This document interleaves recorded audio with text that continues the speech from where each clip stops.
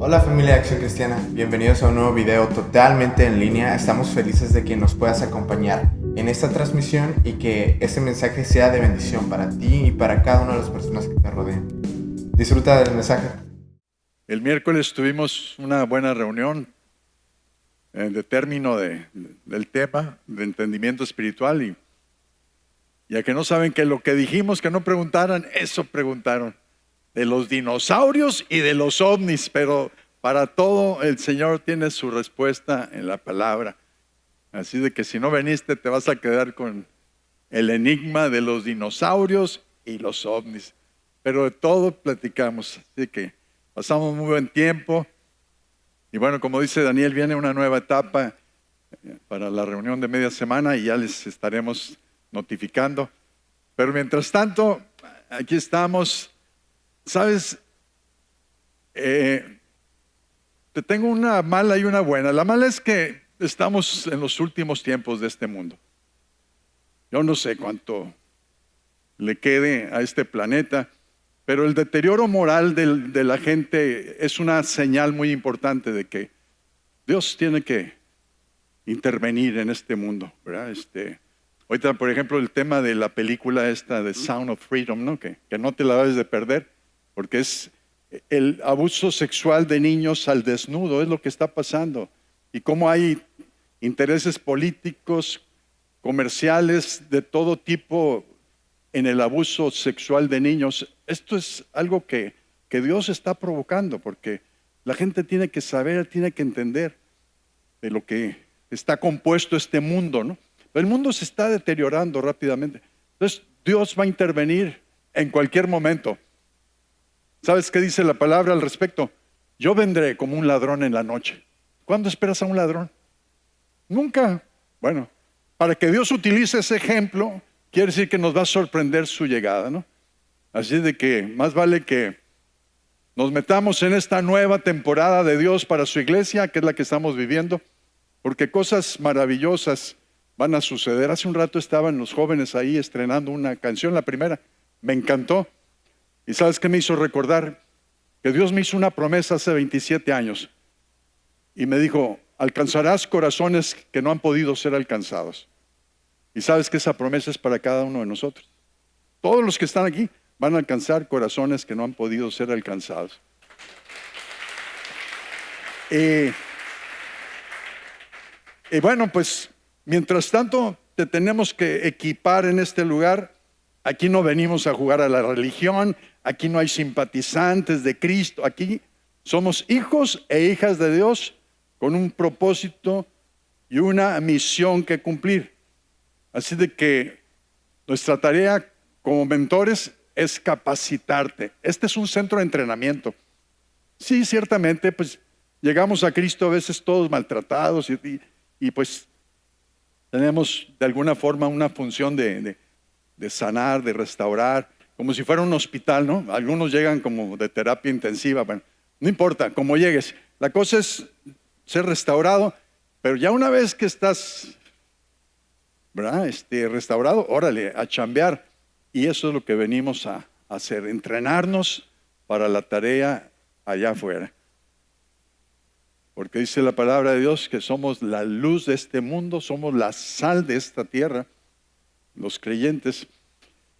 Y bueno, te quiero llevar esta tarde al libro de Santiago, al capítulo 5, porque te quiero hablar. ¿Cuántos saben que las llaves te dan acceso, verdad?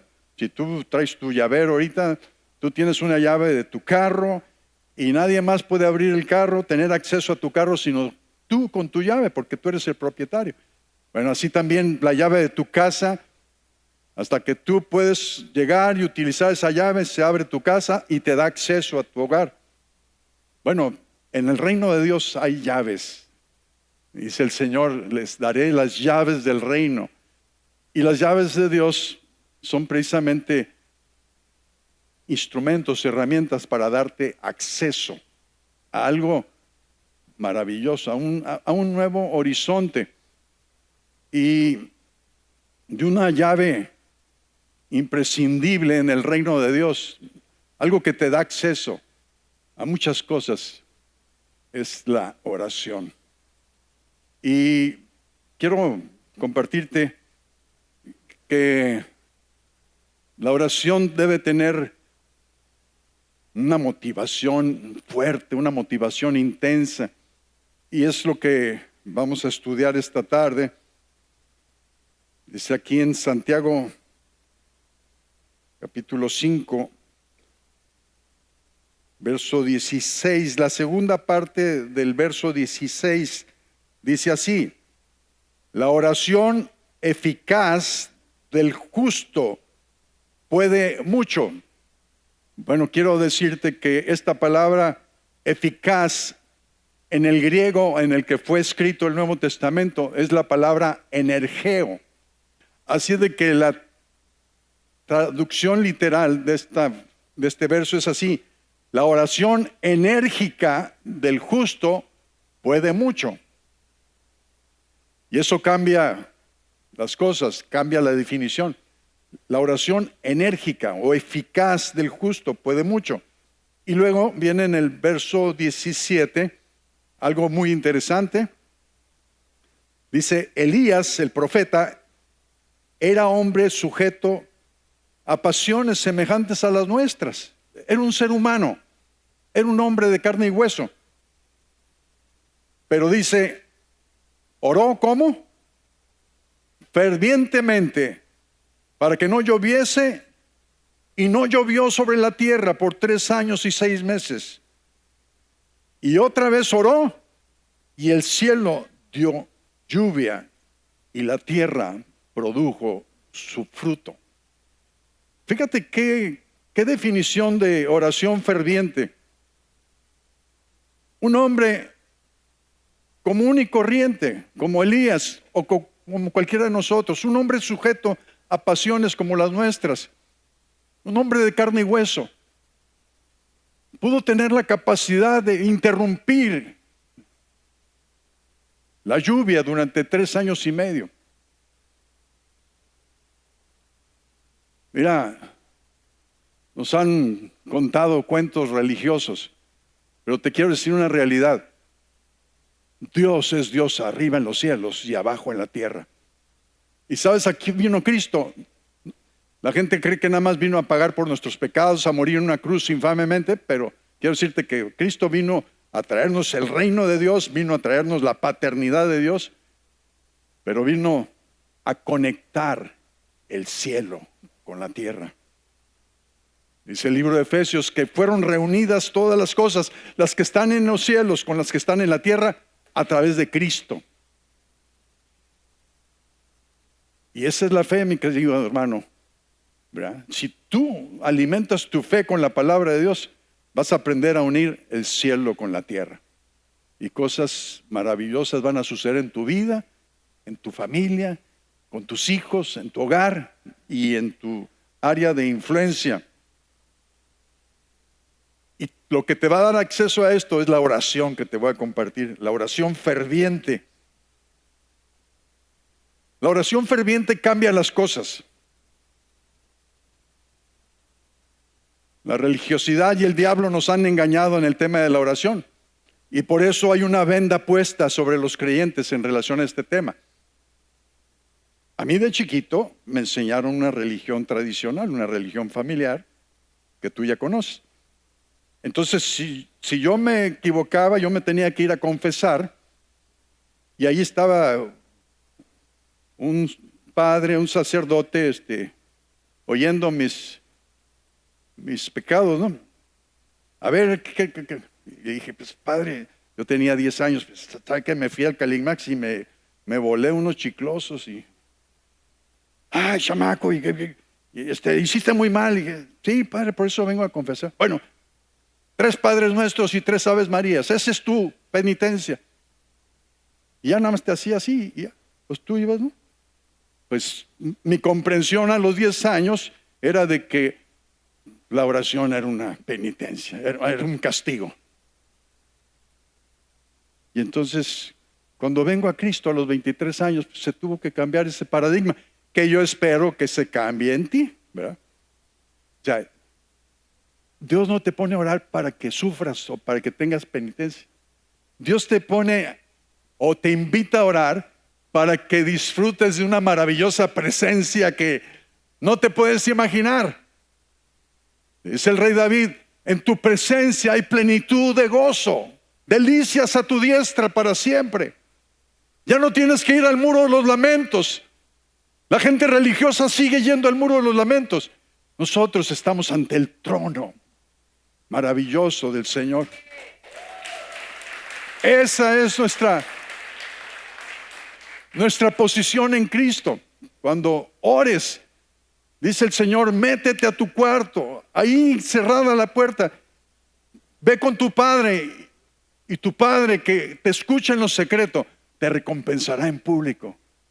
¿Por qué? Porque Jesús tenía exactamente la misma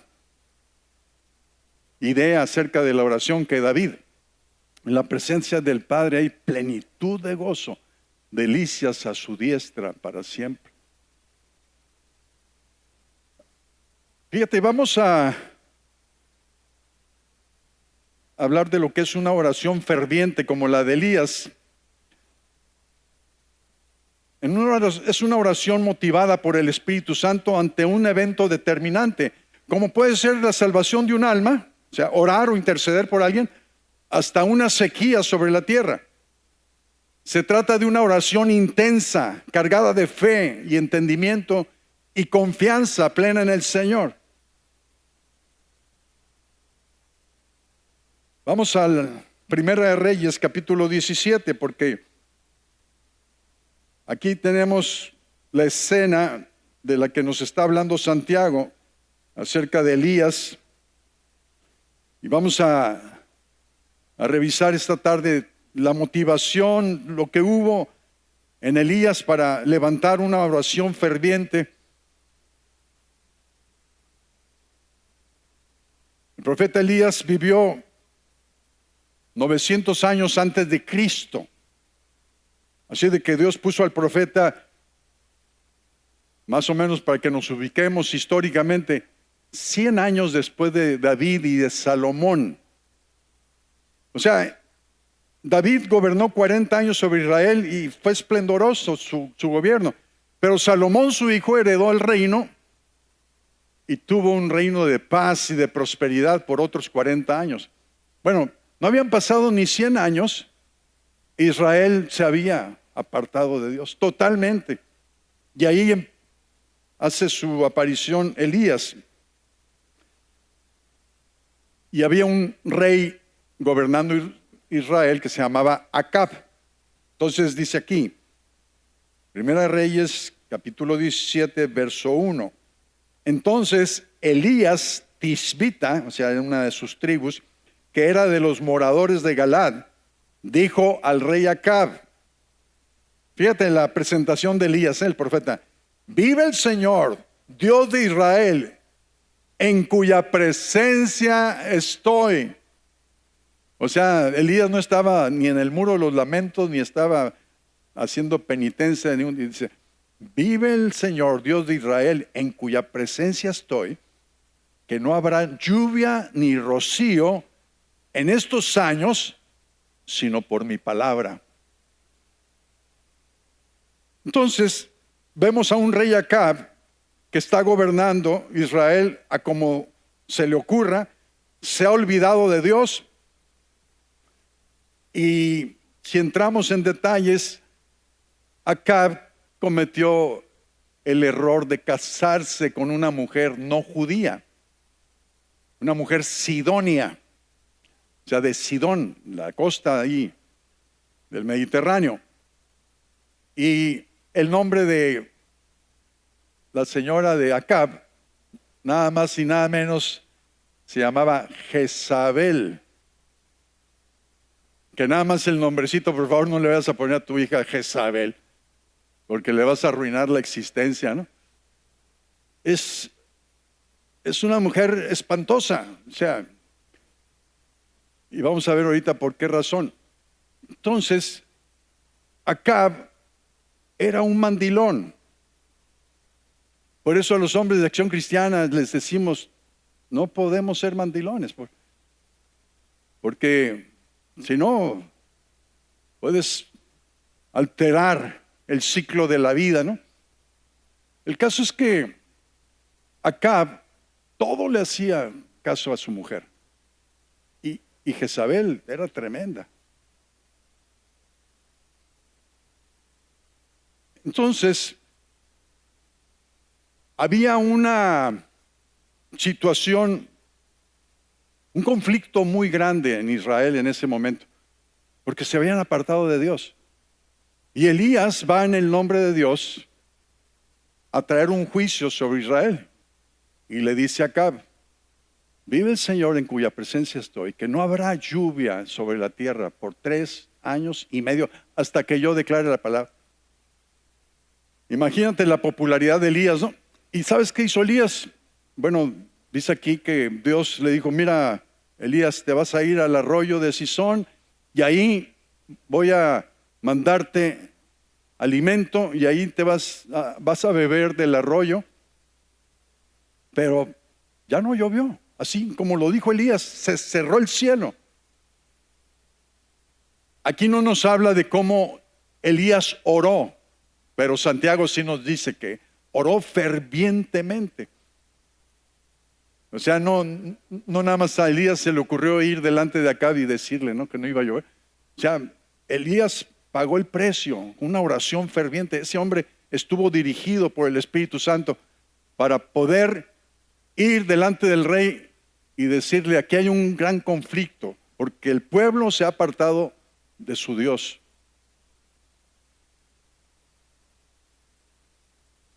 Ahí mismo, Primera Reyes, capítulo 18, dice lo siguiente: pasados muchos días, ya pasaron 3 años y medio de sequía, pasados muchos días vino palabra de Dios a Elías en el 3er año, diciendo: ve y muéstrate a Acab, y yo haré llover sobre la faz de la tierra. Fue pues Elías a mostrarse a Acab, y el hambre era grave en Samaria. Todos sabemos que si no llueve, y sobre todo en aquellos tiempos, era pura agricultura, todo el mundo vivía de la agricultura. Entonces no había lluvia, sequía, la tierra no producía y se traducía en hambre. Dice, el hambre era grave en Samaria. Entonces, como te digo, la razón de esta sequía era que el pueblo de Israel se había desviado y estaban adorando a los Baales. Ahorita te voy a explicar, por la influencia de Jezabel, la esposa de Acab, quien tenía 450 profetas de Baal y 400 profetas de Acera. O sea, Jezabel había construido su religión. Y te digo, apenas habían transcurrido 100 años después del reinado glorioso de David y Salomón. Y ahora el pueblo se había apartado de Dios.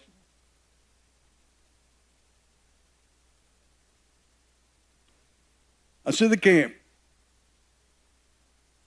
aquí, en el capítulo 18,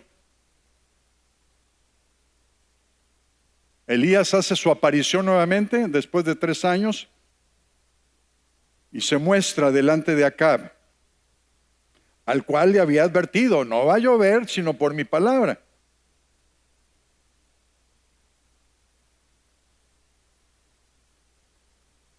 Dice el verso 17. Fíjate qué buen político el Acab, ¿no? Dice: cuando Acab vio a Elías, le dijo: ¿eres tú el que turbas a Israel? Como diciéndole: ¿eres tú el ave de mal agüero que hizo que no lloviera? Y él respondió, fíjate lo que dijo el profeta: yo no he turbado a Israel, sino tú y la casa de tu padre, dejando los mandamientos del Señor y siguiendo a los Baales. ¿Qué eran los Baales? Eran entidades demoníacas que los pueblos cananitas, los pueblos que habitaban esa zona, tenían como ídolos. Había una idolatría espantosa. Y dice la palabra de Dios que detrás de cada ídolo hay un demonio. Así que, lo creas o no, son entidades espirituales que están engañando a la gente. Y esos son los Baales. ¿Cuántos se acuerdan de la película El Rito? ¿Cuántos vieron El Rito? Hace como 12 años, ¿no? Oigan, qué pocos son afectos a las películas. Como 10 personas vieron El Rito. Guay de Rito, ¿no te acuerdas? De López Dóriga. Guay de Rito. Es que entrevistó a Anthony Hopkins, el actor, ¿no? Y nos sorprendió a todos lo políglota de López Dóriga, porque le habló con Anthony Hopkins y le hizo Guay de Rito. Ahí en plena cámara, ¿no? Y Anthony Hopkins dijo, What's the matter with you? Y entonces López Dóriga dice, Why de Rito? O sea, ¿por qué el rito? Fíjate en la entrevista. Bueno, se hizo famoso por el Why de Rito. Bueno. Si no lo has visto, vela, para que se te enchine el cuero. Pero ahí se ve la personificación de Baal. Baal es un demonio de altos vuelos. Son demonios de ligas mayores. Dios nos libre de un Baal. Pero como que están entretenidos allá en las cúpulas de poder, ¿no? Ya. Baal está en otro nivel. Esa entidad demoníaca debe estar ahí entretenida en la comunidad europea, por ahí con los políticos, ¿no? De altas esferas. Ahí los tiene amarrados. Y acá nos manda otra jerarquía de demonios, ¿no? El caso es que en esa película se ve, sí te la recomiendo, que la veas, porque es una interacción ahí de un exorcista con un demonio y todo, y al final de la película resulta que se revela qué demonio estaban enfrentando, ¿no? Y en una escena impresionante emite su voz, ¿no? Baal, y le dice, soy Baal, que no sabes. Bueno, esos son los Baales que Jezabel invitó a ser parte de su influencia satánica sobre Israel. ¿Y por qué te platico esto? Porque lo que viene a continuación es algo extraordinario. Fíjate, le dice en el verso 19 Elías a Acab, envía pues ahora y congrégame a todo Israel en el monte Carmelo, y a tus 450 profetas de Baal y a tus 400 profetas de Acera, que comen de la mesa de Jezabel. O sea, esta señora no solamente era la intelectual, sino era la operativa también. O sea, les daba de comer a los profetas de Baal y a los de Acera. Entonces, dice el verso 20, Acab convocó a todos los hijos de Israel y reunió a los profetas en el monte Carmelo. Verso 21, y acercándose Elías a todo el pueblo, dijo, ¿hasta cuándo van a claudicar ustedes entre dos pensamientos? Si el Señor es Dios, síganle, y si Baal, vayan con él. ¿Y qué hizo el pueblo? No respondió palabra. Estaban tan acostumbrados a su religión demoníaca que guardaron silencio. Ahora, yo te pregunto, ¿requeriría esto de una oración ferviente? ¿Tú crees que si Elías hubiera hecho las oraciones que hacemos aquí, que ay Señor, te pido por mi perrito para que se alivie de su pata machucada? Por favor, no hagas ese tipo de oraciones. O está el fútbol, ay Señor, te pido que gane la selección mexicana. Por favor, esa es una oración taruga, no es una oración ferviente. No tiene nada que ver. O que compres el niño futbolero y lo sobes así. Ay, Señor, que gane la selección. No van a ganar, porque lo que necesitan es entrenar. Y no son disciplinados, simple y sencillamente. La diferencia entre un alemán y un mexicano es que el alemán es disciplinado y entrena todos los días, y el mexicano está en la pachanga. O sea, ¿cuándo van a ganar? Nunca. Así le frotes al niño futbolero. Que por cierto, no vaya a haber un Baal ahí atrás del niño futbolero. Entonces, fíjense, yo quiero que tú veas el conflicto que hay detrás de este texto respecto a la oración ferviente.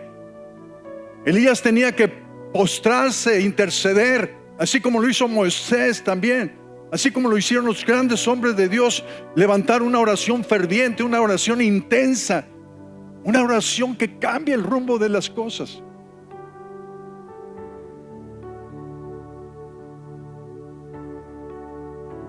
Entonces, el resto de esta historia te la voy a sintetizar. Vienen los 450 profetas de Baal. Y dice Elías: el que tenga el poder del cielo, aquí se va a demostrar. Dice: hagan su sacrificio. Y empiezan aquellos 450 brujos a hacer sus rituales, y dice que hasta se abrían las venas para derramar la sangre ahí sobre el supuesto sacrificio. Pues una res ahí, y ahí estuvieron danzando horas y horas y no sucedía nada. Y entonces, ya cuando vieron que no funcionaban ninguno de sus mentados conjuros, ni hechizos, ni nada, entonces dijo Elías: ahora sí, denme chance. Y Elías hace su altar ahí, pone el animal del sacrificio y les dice: échenle agua. Échenle agua. Entonces mojan el altar del sacrificio. Y mira lo que hace Elías. Vamos ahí. Verso 36 del capítulo 18. Cuando llegó la hora de ofrecerse el holocausto, se acercó el profeta Elías y dijo: Señor, Dios de Abraham, de Isaac y de Israel, sea hoy manifiesto que tú eres Dios en Israel y que yo soy tu siervo y que por mandato tuyo he hecho todas estas cosas. Respóndeme, Señor, respóndeme, para que conozca este pueblo que tú, oh Señor, eres el Dios, y que tú te vuelves a ti el corazón de ellos. ¿Qué sucedió? Verso 38. Entonces cayó fuego del Señor y consumió el holocausto, la leña, las piedras y el polvo, y aún lamió el agua que estaba en la zanja. Viéndolo todo el pueblo se postraron y dijeron: el Señor es el Dios, el Señor es el Dios. Entonces Elías le dijo: prendan a los profetas de Baal, a los 450, para que no escape ninguno. Y ellos los prendieron y los llevó Elías al arroyo de Sison, y ahí les dio chicharrón, los degolló. Dale fuerte ese aplauso al Señor.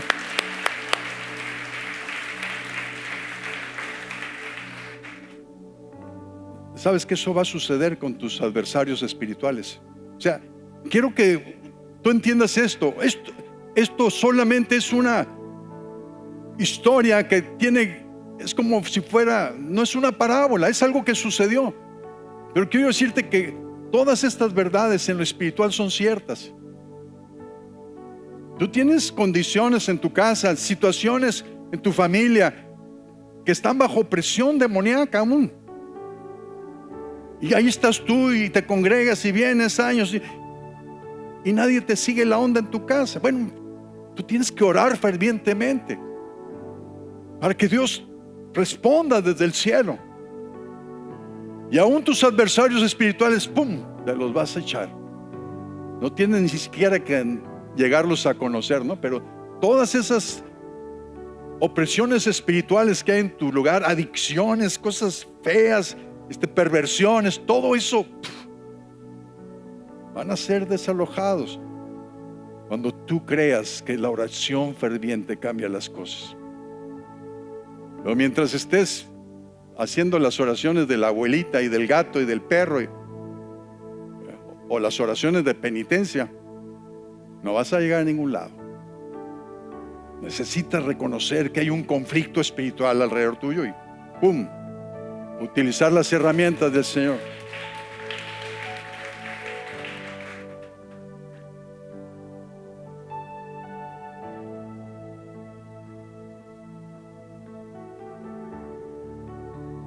Quiero que, ¿cuántos recuerdan a Martín Bejarano? Bueno, como la mitad, fíjese. Bueno, a los que no conocieron a Martín, quiero que el día de hoy, terminando la reunión, los que no conocieron a Martín Bejarano, suban al segundo piso, ahí donde están sus niños, y van a ver ahí cuarto de oración, y van a ver un letrero en el cuarto de oración. Dice: en memoria de Pedro Martín Bejarano, el cuarto de oración. Martín, para los que no lo conocieron, que no levantaron su mano, fue mi compañero de oración durante 22 años y murió de COVID hace ya casi 2 años. Fue la única baja que tuvimos en Acción Cristiana. Pero ¿sabes qué?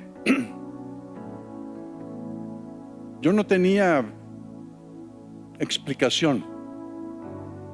Cuando falleció Martín, yo dije: Señor, ¿y ahora qué les digo a la congre? Se nos fue uno que se parecía a Elías. Hicimos 2 noches de adoración y de intercesión. ¿Cuántos estuvieron ahí? Esas noches de adoración que hicimos de intercesión para que Martín sanara. Oye, yo que casi le duplico la edad, yo sobreviví al COVID 1 año antes que él. Entonces yo decía: Señor, tú lo puedes hacer. Claro que lo puede hacer. Y cuando yo le pregunté: Señor, ¿y ahora qué le digo a la congregación? Se nos fue nuestro principal guerrero. Y entonces el Señor me llevó al Evangelio de Juan. Si el grano de trigo no muere, queda solo. Pero si muere, lleva mucho fruto. Y Jesús lo dijo acerca de él mismo, porque después de esa frase, 5 días después, estaba muriendo en una cruz.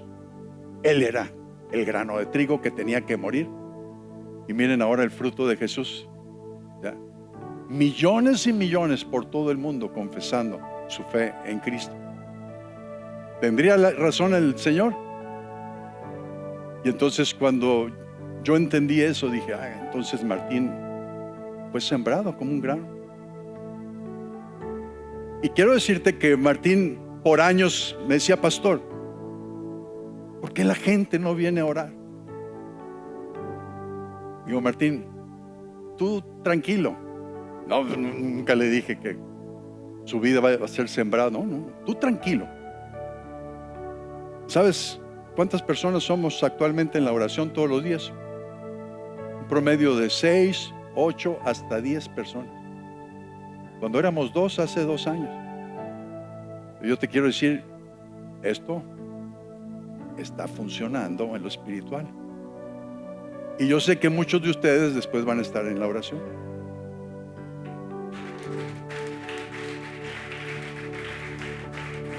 Cuando tengan el entendimiento de que Dios tiene la respuesta para todas sus necesidades.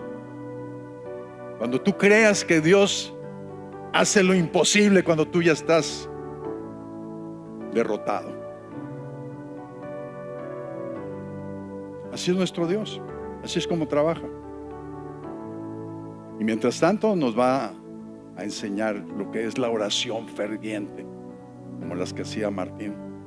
Entonces no dejes de ir. Si no conoces, ve, porque ahí pusimos una placa en memoria de Pedro Martín Bejarano. 42 años tenía Martín.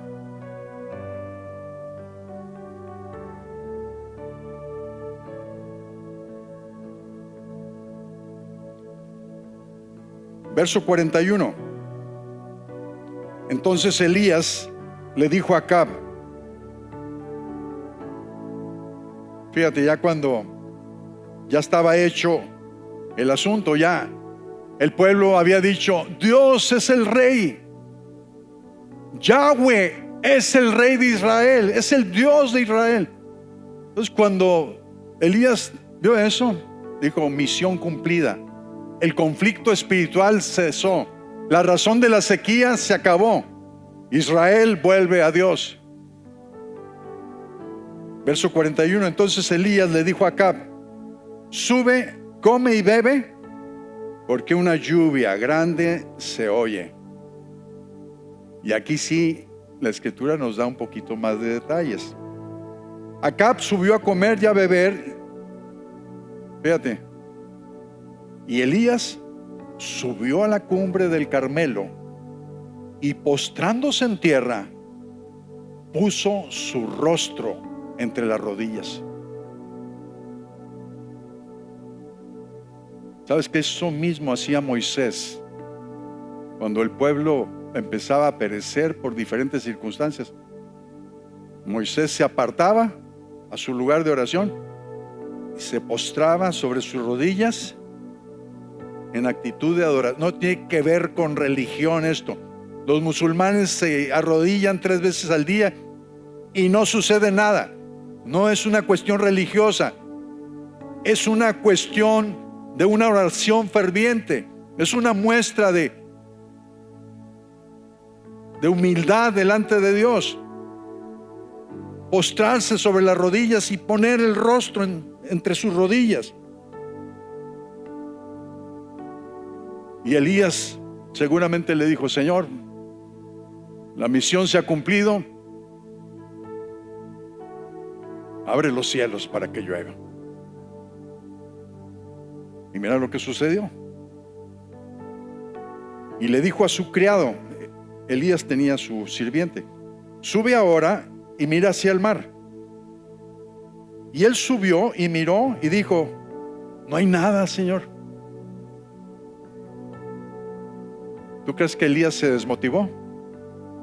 Le dijo, y él le volvió a decir, vuelve 7 veces. Y a la 7ª vez que subió el criado, dijo, yo veo una pequeña nube como la palma de la mano de un hombre que sube del mar. Y él dijo, ve y dile a Acab que prepare su carro y descienda para que la lluvia no lo ataje. Y aconteció estando en esto que los cielos se oscurecieron con nubes y vientos y hubo una gran lluvia. Y subiendo Acab vino a Jezreel y la mano del Señor estuvo sobre Elías, el cual ciñó sus lomos y corrió delante de Acab hasta llegar a Jezreel. ¿Sabes qué distancia hay entre el Carmelo y Jezreel? 120 kilómetros. El profeta Elías corrió delante del rey Acab 120 kilómetros. Hay algunos maratonistas aquí, ¿no? Son 42 kilómetros. Así de que si tú piensas que los profetas de Dios son viejitos enclenques, te quiero poner a correr con Elías, ¿ves? Cómo te deja atrás. La Biblia no habla por hablar, no escribe por escribir. O sea, tenemos que entender. Era tan enérgico este hombre que pudo correr 120 kilómetros con la lluvia incesante. Y acá arriba de su carro con caballos, ¿no? Como diciéndole el profeta, mira, ni en esto me vas a ganar. Y con tus caballitos, ¿no?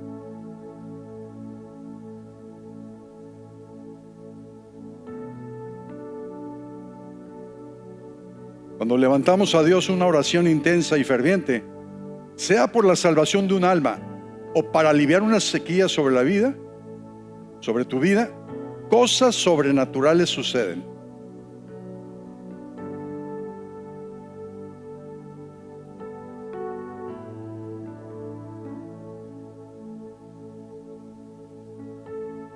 Vamos aquí rápidamente.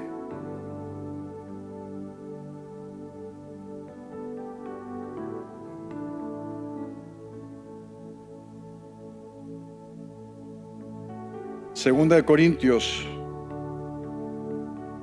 capítulo 10.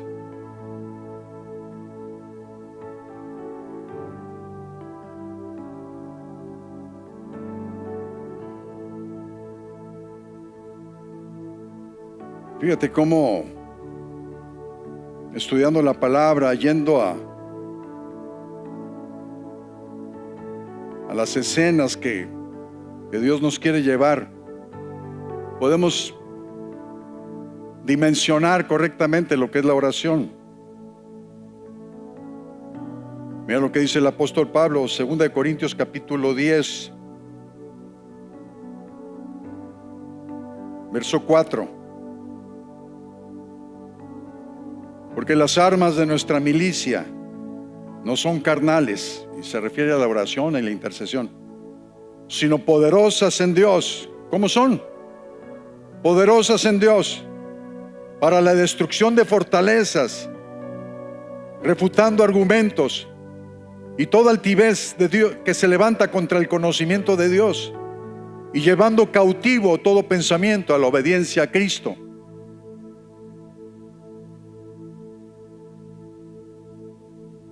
Así de que olvídate el rollo penitenciario del rezo.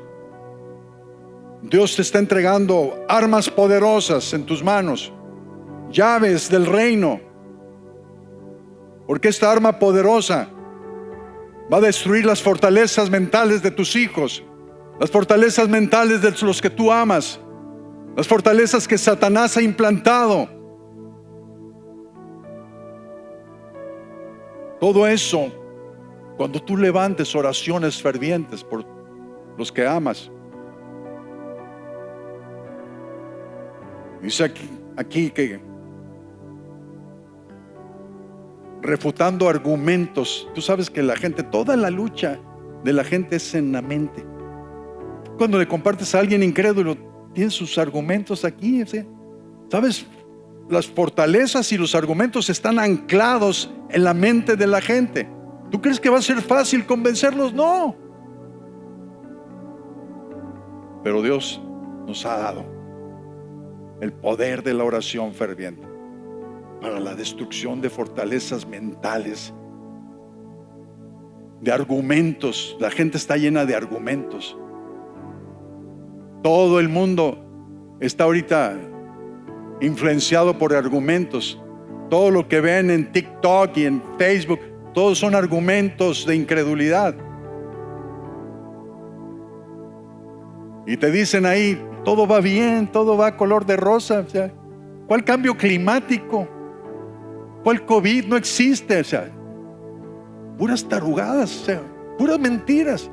Y la gente, ay, no existe el COVID y no hay cambio climático.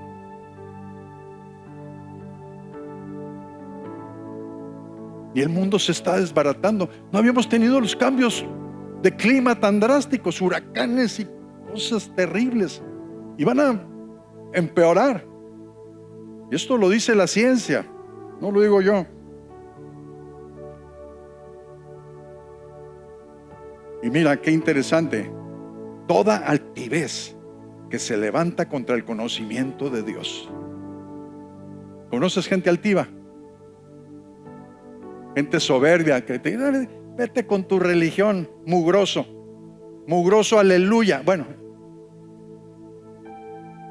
Dios se va a encargar, no te preocupes. Tú verlos con compasión y con misericordia. Dios se va a encargar. Porque los que están haciendo la tarea ahí son los Baales, pero mayor es el que está en nosotros que el que está en el mundo.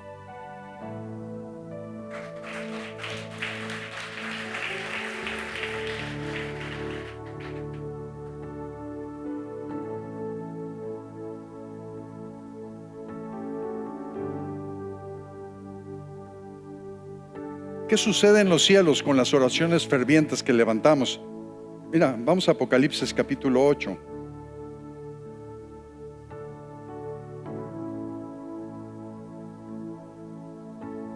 Tus oraciones fervientes, mi querido amigo, amiga, no se quedan aquí en el techo.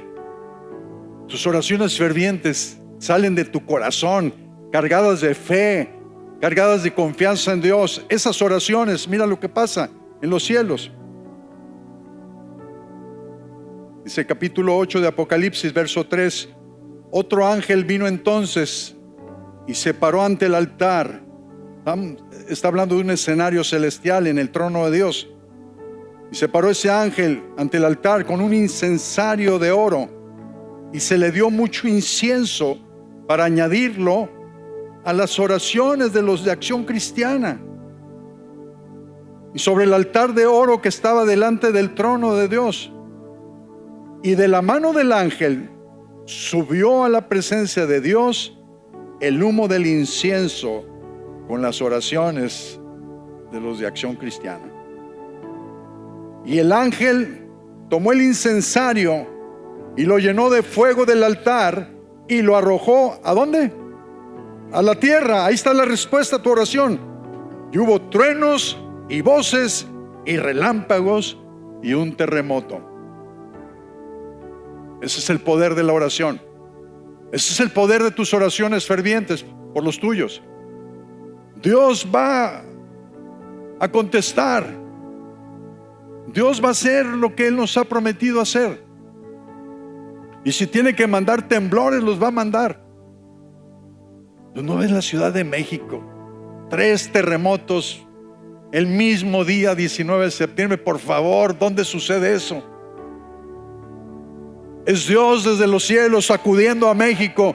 Mexicanos al grito de guerra, órale. Pero guerra espiritual, no guerra física.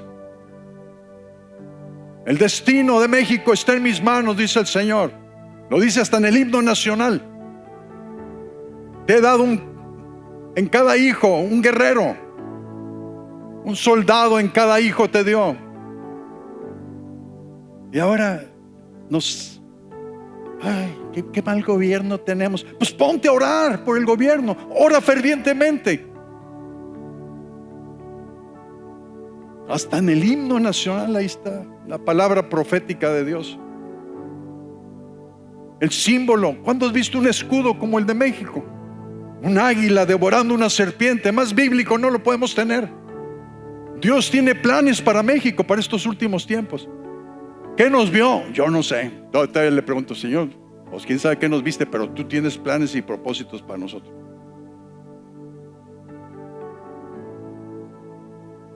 Yo todavía, cuando esté allá con él, le voy a decir, oye, Señor, ¿qué le viste a los mexicanos como para ponerle el escudo y el himno y declarar toda esa palabra profética sobre nosotros?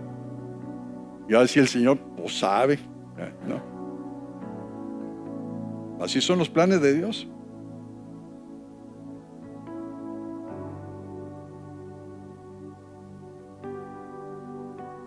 Bueno, quiero terminar llevándote a una escena. Abróchate el cinturón. Es una escena donde hay un gran conflicto y en donde se requería una oración ferviente. Vamos a Marcos 14.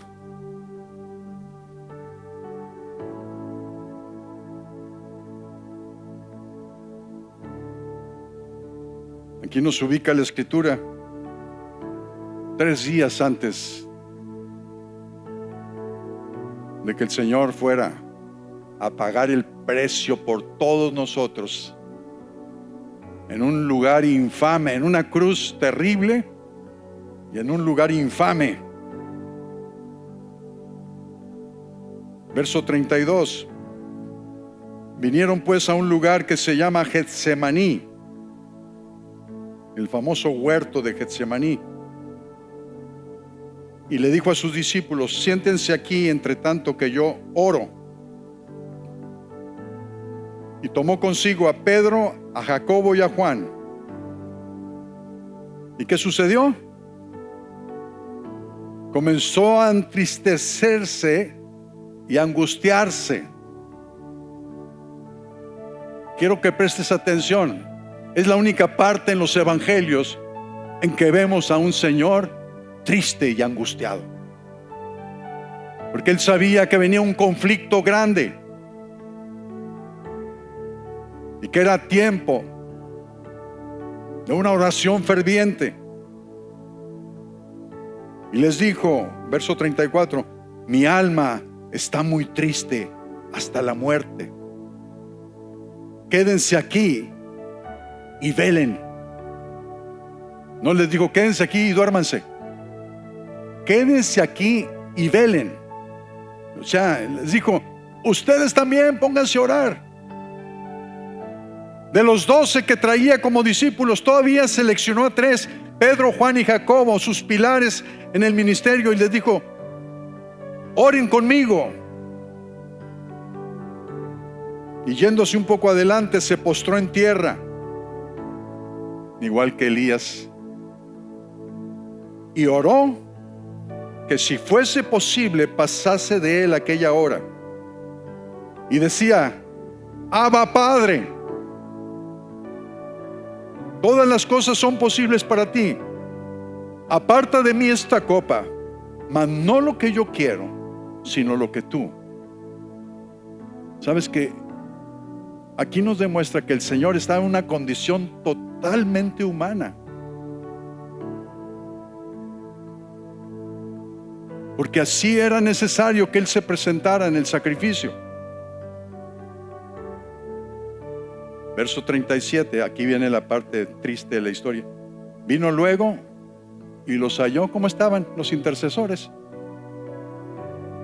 ¿Como los de Acción Cristiana? No. Y dijo a Pedro, Simón, ¿duermes? ¿No has podido velar una hora? Yo quiero que te imagines qué sentirías tú en el lugar de Pedro. Y dice, velen y oren para que no entren en tentación. El espíritu, refiriéndose al espíritu humano, con E minúscula, a la verdad está dispuesta, pero la carne es débil. ¿Sabe Dios que te da flojera orar? Sí, sí lo sabe. Pero ¿sabes qué ha puesto su espíritu dentro de ti para que esa flojera se quite? Otra vez fue y oró diciendo las mismas palabras. Y al volver, otra vez los halló durmiendo. Eran mexicanos estos vatos, porque los ojos de ellos estaban cargados de sueño y no sabían qué responderle. Y vino la tercera vez y les dijo, ya duérmanse y descansen. Basta, la hora ha venido. Y aquí el Hijo del Hombre es entregado en manos de los pecadores.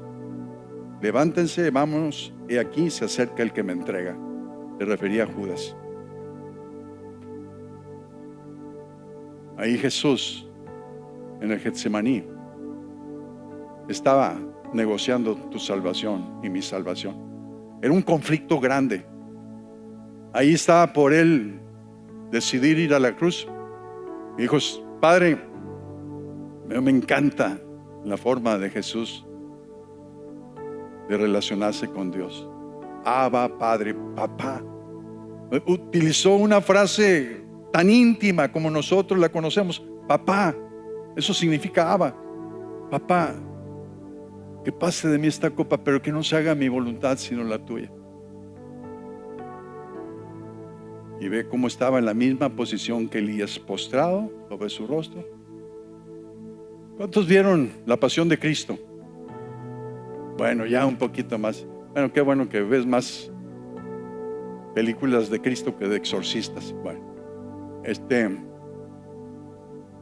pero yo recuerdo una escena, esta escena del Getsemaní, en la película de La Pasión de Cristo, que tienes que volverla a ver. Yo la voy a volver a ver, porque se ve ahí un Jesús que no nos podemos imaginar. Y se ve la intensidad. Dice otro de los evangelios que era tanta la situación de intensidad en la que estaba el Señor, que sudaba como gotas de sangre. ¿Te acuerdas de eso? ¿Y sabes que eso es real? En medicina se conoce. Hemartridosis, cuando una situación de estrés intenso y la gente suda sangre. Bueno, eso nos describe una oración ferviente. ¿Y sabes que esa oración ferviente la hizo el Señor por ti y por mí? Ahí ibas en el paquete de intercesión. Cierra tus ojos un momento. Señor, abre nuestro entendimiento, abre nuestro corazón, Padre. Tú nos dices que nuestras armas no son carnales, sino poderosas en Dios. Y hoy declaro, Padre, que hay un poder sobrenatural en este lugar, y que está derribando todo argumento, toda altivez en contra del conocimiento tuyo, Señor. Toda idea, todo concepto religioso que nos hayan implantado, Señor, yo lo arranco en el nombre de Jesús, de toda mente, de todo corazón, Padre. E implanto tu hermosa palabra esta tarde. Todo lo que hemos escuchado esta tarde, Señor, yo lo deposito en cada corazón, en cada mente. Y Señor, tú te encargas de todo lo demás, porque dices que tú, Señor, llevas en obediencia todo pensamiento cautivo, en obediencia a Cristo. Señor, bendice nuestra congregación, Padre, con entendimiento. Señor, no tenemos por qué vivir situaciones en esta tierra que no nos corresponden como hijos tuyos. Y yo sé que hay temas familiares, Señor, que aún están ahí vigentes. Hay conflictos familiares, Señor, y que no vemos solución, pero Padre, la respuesta está en ti. Pero tiene que ver con lo que nosotros estamos haciendo, Señor. Que no nos encuentres durmiendo, Señor, cuando hay un conflicto grande en casa, sino que nos encuentres alertas, despiertos, intercediendo por nuestro esposo, nuestra esposa, nuestros hijos, lo que sea, nuestras finanzas, nuestro negocio, nuestros vecinos, Señor. Señor, gracias.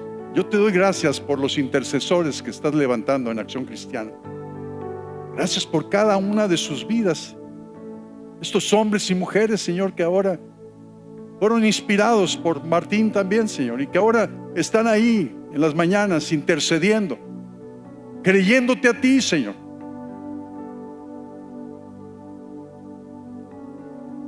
Señor, tú me dijiste hace mucho tiempo, ni tan solo una hora pueden orar a mi lado.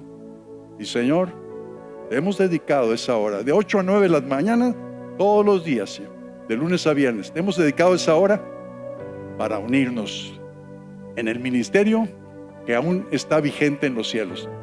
Tu palabra nos dice que tú sigues intercediendo por nosotros. El día de hoy, tú sigues intercediendo por tu iglesia hasta que entendamos, Señor, tu palabra. Pero te queremos decir, Señor, esta tarde tenemos nuestra mente, nuestro corazón dócil delante de ti. Así de que recibimos tu palabra, Señor, y ahora entendemos que nos has dado esta llave maravillosa de tu reino, Padre: la oración y la intercesión fervientes. En el nombre de Jesús. Gracias, Padre. Amén.